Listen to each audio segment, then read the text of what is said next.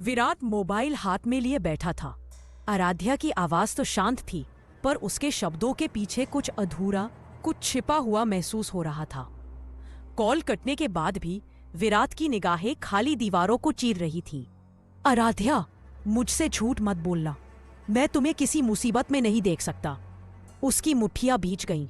उसे पहली बार लगा आराध्या कहीं ऐसे जाल में न फंस जाए जिसका पता तक उसे नहीं।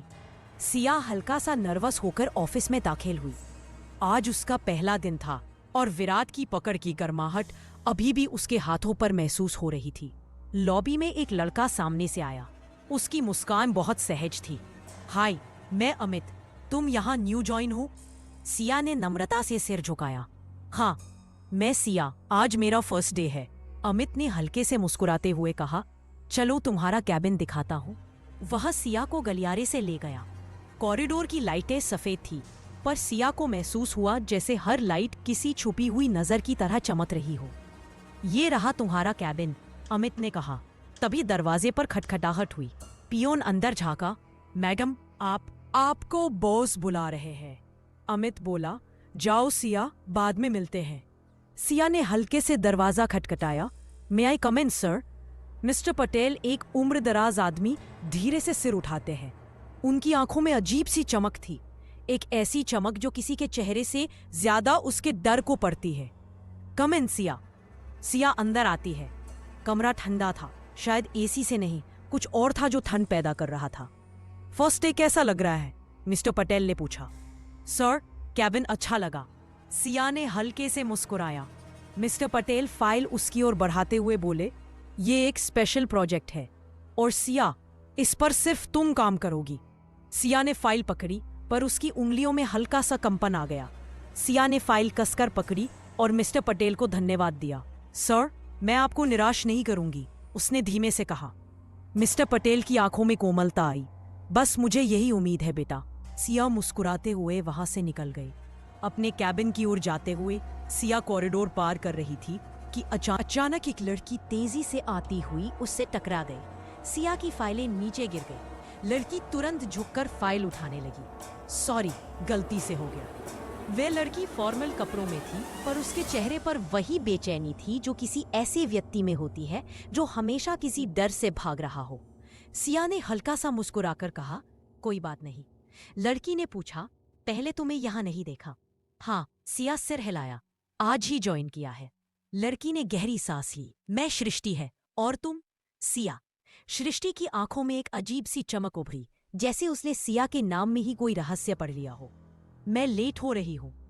सर बहुत स्ट्रिक्ट है, वह जल्दी जल्दी बोलकर भाग गई। सिया कुछ पल उसे जाते हुए देखती रही। उसकी चाल में जल्दी थी, लेकिन उसके पीछे डर भी भाग रहा था।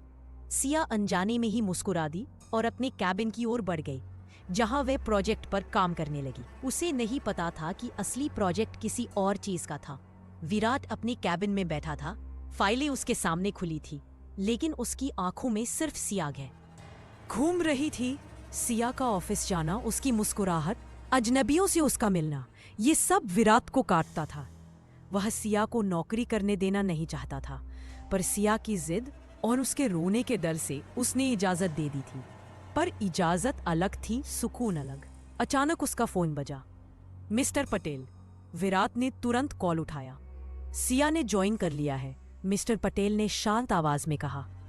तुम चिंता मत करो विराट, मेरे ऑफिस में सिया को कभी कोई परेशानी नहीं होगी। विराट की आंखें सिकुड़ गईं। उसकी आवाज भारी हो गई। ठीक है, पर सिया को कभी पता नहीं चलना चाहिए कि आपने उसे मेरे कहने पर रखा है। वह कुर्सी पर पीछे झुक गया।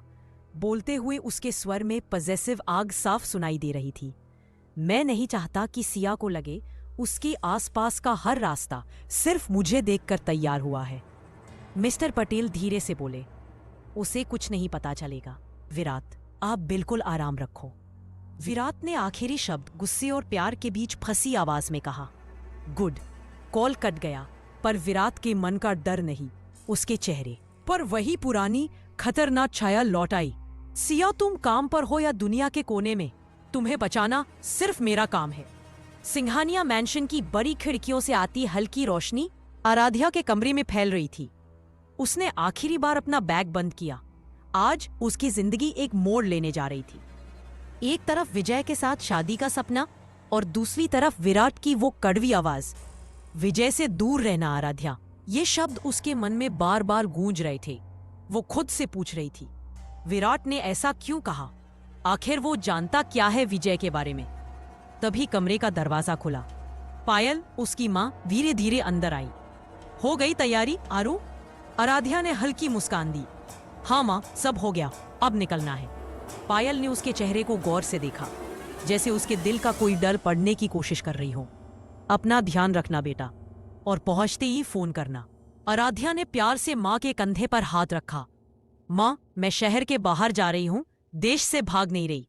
2-3 दिन में आ जाऊंगी, आप इतनी टेंशन मत। पायल की आंखें पिघल गई।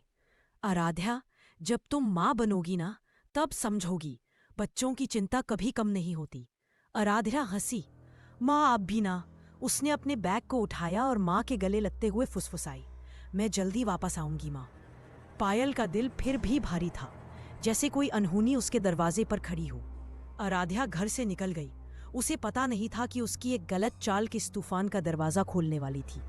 दूसरी तरफ विजय भी घर से निकलने ही वाला था जब उसकी चाची ने आवाज दी, बेटा कब तक वापस आओगे? और देखो, तानिया ने ब्रेकफास्ट बनाया है तुम्हारे लिए। विजय ने माथा सिकोड़ दिया।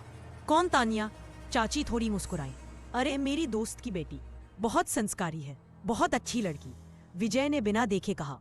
चाची मुझे देर हो रही है, मैं चलता हूँ। और वो निकल गया। उसके जाने के बाद तानिया चाची की ओर मुड़ी। उसकी आंखों में जलन और हताशा साफ थी। आंटी, मैं कितनी भी कोशिश कर लूं, विजय मुझ पर ध्यान ही नहीं देता।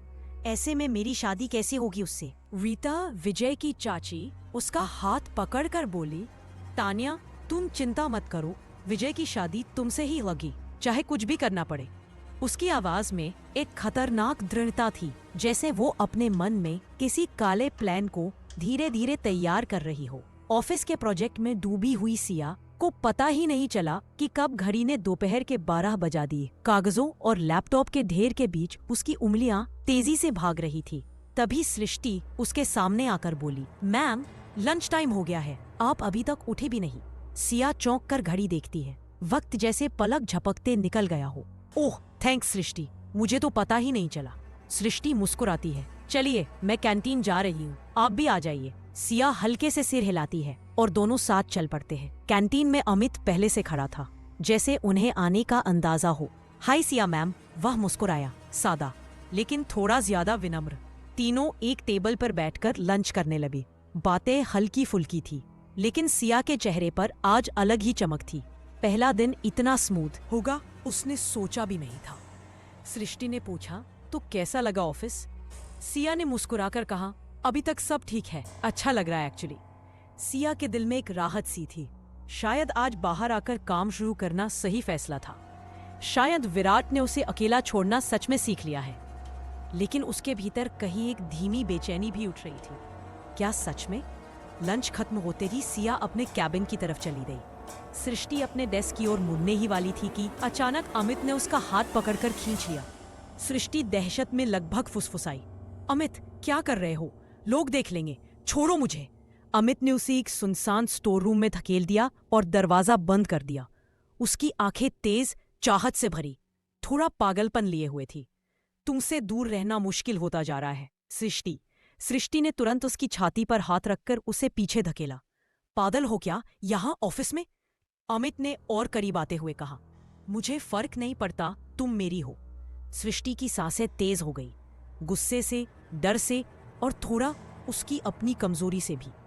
वह फट से कह उठी, अमित होश में आओ, हम यहाँ रोमांस करने नहीं आए। हमें सिया मैम को प्रोटेक्ट करना है और विराट सर को उनके हर पल की इंफॉर्मेशन पहुंचानी है, समझे मेरे प्यारे पति। अमित रुक गया। उसकी आंखों में चाहत की जगह कर्तव्य की आग जलने लगी। मैं ध्यान रखूंगा, मेरा फोकस मेरे काम पर है। सिया मैम को कुछ नहीं होने दूंगा, मैं उनका शैडो हूं। सृष्टि ने उसकी कॉलर पकड़कर फुसफुसाते हुए कहा, बस ये मत करना, सिया को शक हो गया ना। तू विराट सर तुम्हारी जान भी ले सकते हैं। अमित के होठों पर एक हल्की अंधेरी मुस्कान उभरी। विराट सर के लिए जान भी दे सकता हूं। पर ऐसे मोमेंट तुम बार बार रोको मत। सृष्टि का चेहरा लाल पड़ गया, गुस्से और छुपे इमोशन से। अब जाओ, वरना कोई देख लेगा। अमित दरवाजा खोलकर बाहर निकल गया, एक ट्रेन शैडो की तरह। सृष्टि दीवार से टिककर धीमे से फुसफुसाई, सिया मैम, आपको पता भी नहीं कि आप विराट सर के कितने मजबूत घेरे में चल रही हैं।